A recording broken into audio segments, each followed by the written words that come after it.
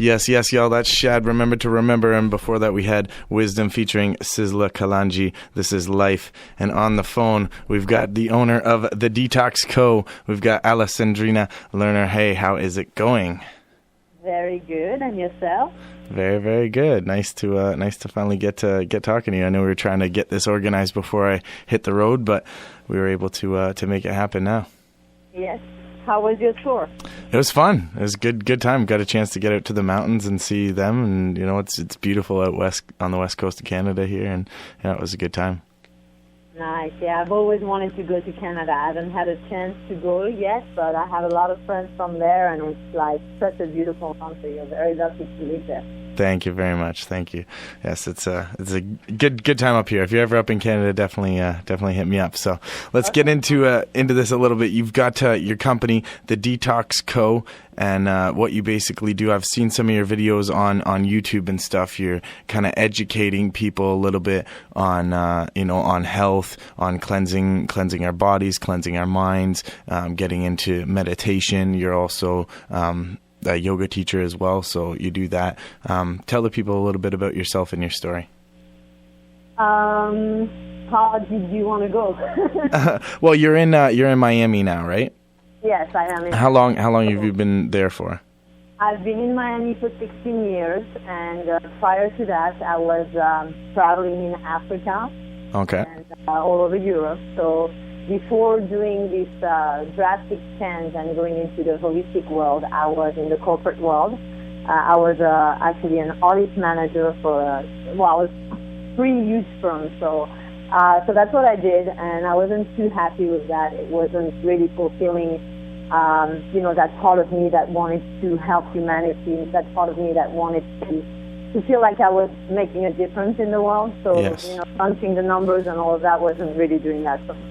So I decided that, I wanted to, change my life, and then I went into, yoga, meditation, and detox and healing, and that was it. It was for me. It was like, okay, I want to be happy every day.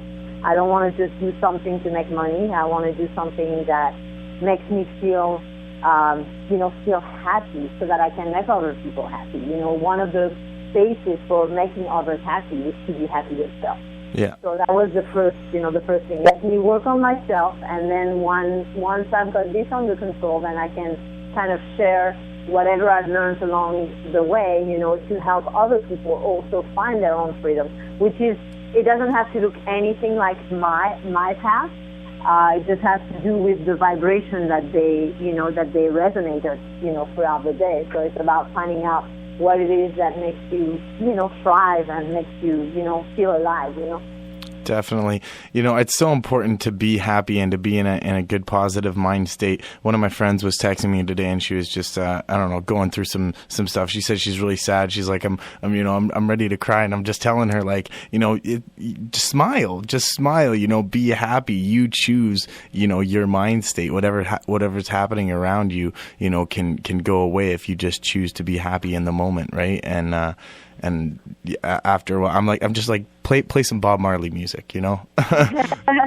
Absolutely. However, I'd like to say something about one thing that's important is before you go to that step, you have to acknowledge the sadness. So it's like, you shouldn't just say, okay, I'm sad and now I'm going to be happy. It's like, okay, let's see, why am I sad? What is making me sad?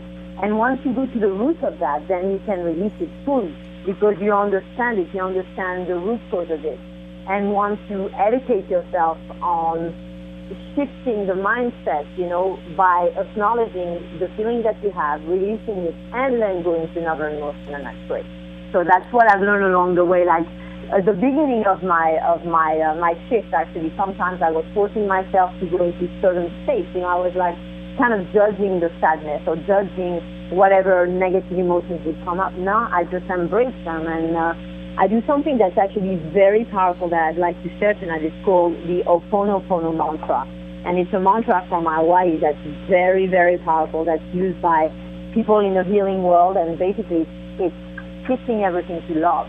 So when you're able to say, I love you, to the part of you that you don't love, to the part of you that hurts, to the part of you that is kind of like separated from, from the oneness, from feeling unconditional love. When you can love that part of yourself and love the part of everybody, no matter what they're manifesting in the outer world, you get to that level where the vibration sits by itself, and it's very powerful. It's one of the most powerful things that I've discovered in all the years of healing that I do Reiki, I do Reiki Tumo, I do many different healing technologies, I do medical Qigong, and, all these different things I've been exploring, but this is really the key. Love everything, whether it's negative, whether it's positive.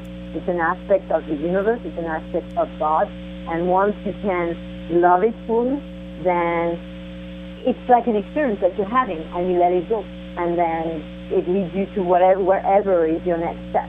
But you have to love it before going to the next phase. Oh, that's so beautiful. That's amazing. That you put it so perfectly. Love is the key, definitely. And a lot of gurus, and people that are in this vein, they keep repeating that same sentiment. Is just, love everything, and even love the hate, embrace the bad things too, because, we need to go through that stuff. You need to go through struggle to be able to get stronger and be able to, learn who you are. Yes, exactly. And if you reject anything and judge it, it's not going to, unfortunately, that's the way the universe works. It's not going to go away until you fully accept it. Yes. Fully embody everything that you can be, and then it's released. So, that's why loving, even if, sometimes people think, oh yeah, love, whatever that means. No, the energy of love and the energy of having no judgment and being, in that state really is able to dissipate and disintegrate anything that's negative. And, that's the power of love. That's the power of love. I love it. Definitely. I know even just with relationships and stuff, people always complain about like, oh, I'm getting into the same relationship. I keep meeting the same type of person. They keep doing this to me or frustrating me in this type of way. And it's simply because they're not dealing with whatever that emotional, blockage is, and they're not facing the problem and getting to the root of it, like you said there, so that they can acknowledge it, be able to deal with it, and then move on to, a more positive state. Mm-hmm. Yes, and also what you're mentioning is, like when you are in a relationship, you need to always look inside yourself. Why are you manifesting this? So if something is dissonant in your life, whatever that might be, there's a reason why it comes up, for you to clean it up. So for me, what I do is I always take responsibility. Whenever something in my life is dissonant, I always look at myself and I'm like, okay, why is this coming up? Why am I manifesting this right now? What is it that I'm trying to learn and grow more in love with, so that I can release this pattern in myself? Because it's just a pattern of something that we picked up, and that, let's say, for instance, you grew up in an environment that was not, that was not filled with love.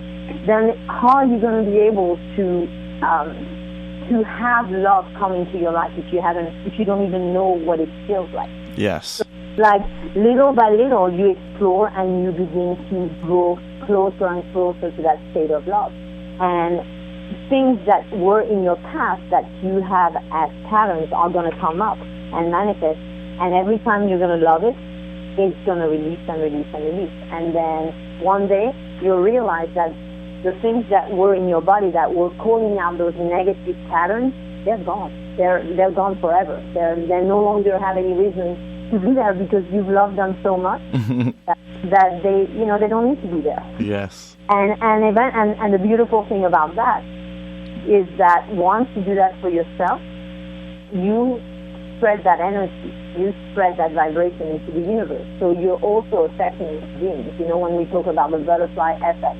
The ripple effect, definitely, yes. Yeah, it's a reality, And also one thing in the consciousness of humanity is that once a person has been able to break free of a pattern, it's kind of like the 100 monkeys. I don't know if you've heard of it. Yep, 100%. Yeah, I've heard that. Yes. So, once we get to that threshold, then all of humanity has access to that to that release, to that experience, and to that freedom. So it's very powerful. We need to look inside ourselves, and we need to do the inner work and let people be however they are on the outside.